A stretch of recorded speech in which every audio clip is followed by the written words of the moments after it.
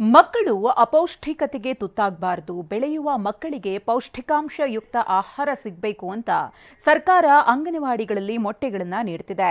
ಆದರೆ ಮಕ್ಕಳಿಗೆ ಸಿಗಬೇಕಾದ ಮೊಟ್ಟೆಗಳು ಏನಾಗ್ತಿವೆ ಅಂತ ತೋರಿಸ್ತೀವಿ ನೋಡಿ. ಇಲ್ಲ ಸರ್, ಹಸೆ ಮೊಟ್ಟೆ ಕೊಟ್ಟು ತಗೊಂಡಿದ್ದಾರೆ ಸರ್. ತಗೊಂಡಿದ್ದಾರೆ, ಅದು ಟೊಪ್ಪಿ ಸಹಿತ ತಗೊಂಡಿದ್ದಾರೆ. ಕೈಗೆ ಬಂದು ತುತ್ತು ಬಾಯಿಗೆ ಬರಲಿಲ್ಲ ಅನ್ನುವಂಥ ಪರಿಸ್ಥಿತಿ ನಮ್ಮ ಮಕ್ಕಳದಾಗಿದೆ. ನಿನ್ನೆ ಆ ಕಾರ್ಯಕರ್ತೆ ಮತ್ತು ಸಹಾಯಕಿಯನ್ನು ಸಸ್ಪೆಂಡ್ ಮಾಡಿದ ಇಲಾಖೆ. ಕಡ್ಡಾಯವಾಗಿ ಕೆಲಸದಿಂದ ನಿವೃತ್ತಿಗೊಳಿಸ್ತೀನಿ.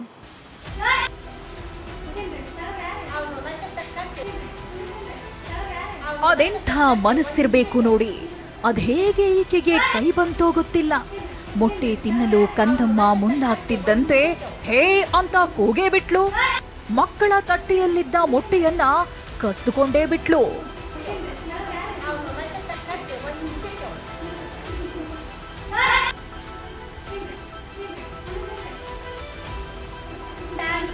ಮಕ್ಕಳ ಪಾಲಿನ ಮೊಟ್ಟೆಯನ್ನು ನುಂಗಿ ಹಾಕ್ತಿರೋರಿವರು.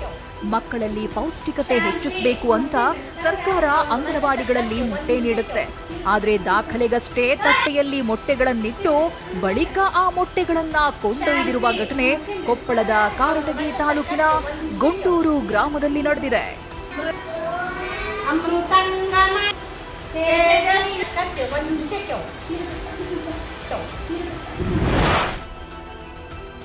ಮಕ್ಕಳ ತಟ್ಟೆಗೆ ಮೊಟ್ಟೆ ಹಾಕಿದ್ರು, ಫೋಟೋ ತೆಗೆದ್ರು.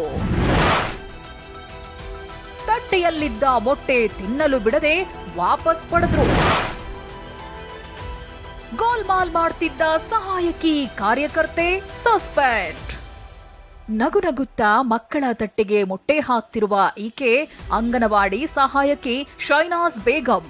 ಇದನ್ನ ಮೊಬೈಲ್ನಲ್ಲಿ ರೆಕಾರ್ಡ್ ಮಾಡ್ತಿರುವ ಈಕೆ ಅಂಗನವಾಡಿ ಕಾರ್ಯಕರ್ತೆ ಲಕ್ಷ್ಮಿ. ತಟ್ಟೆಗೆ ಮೊಟ್ಟೆ ಹಾಕಿ ಶ್ಲೋಕ ಹೇಳಿಸ್ತಾರೆ. ಮೇಲಾಧಿಕಾರಿಗಳಿಗೆ ಕಳಿಸೋಕೆ ಇಷ್ಟು ದೃಶ್ಯ ಸಾಕಿತ್ತು. ಬಳಿಕ ಮಕ್ಕಳು ತಿನ್ನಲು ಮುಂದಾದಾಗ ಮೊಟ್ಟೆಗಳನ್ನ ಕಸಿದುಕೊಳ್ತಾಳೆ.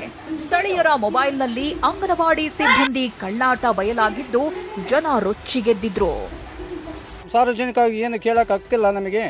ಇಲ್ಲ ಸರ್, ಹಸೆ ಮೊಟ್ಟೆ ಕೊಟ್ಟು ತಗೊಂಡಿದ್ದಾರೆ ಸರ್. ತಗೊಂಡಿದ್ದಾರೆ, ಅದು ಟೊಪ್ಪಿ ಸಹಿತ ತಗೊಂಡಿದ್ದಾರೆ. ತಮ್ಮ ಬಂಡವಾಳ ಬಯಲಾಗ್ತಿದ್ದಂತೆ ಮೊಟ್ಟೆ ಅರ್ಧ ಬೆಂದಿತ್ತು ಅಂತ ಸಿಬ್ಬಂದಿ ಕತೆ ಕಟ್ಟಿದ್ದಾರೆ. ತಿಂತೀವೋ ಬಿಡ್ತೀವಿ ಎರಡನೇ ಪ್ರಶ್ನೆ, ಹೌದಾ?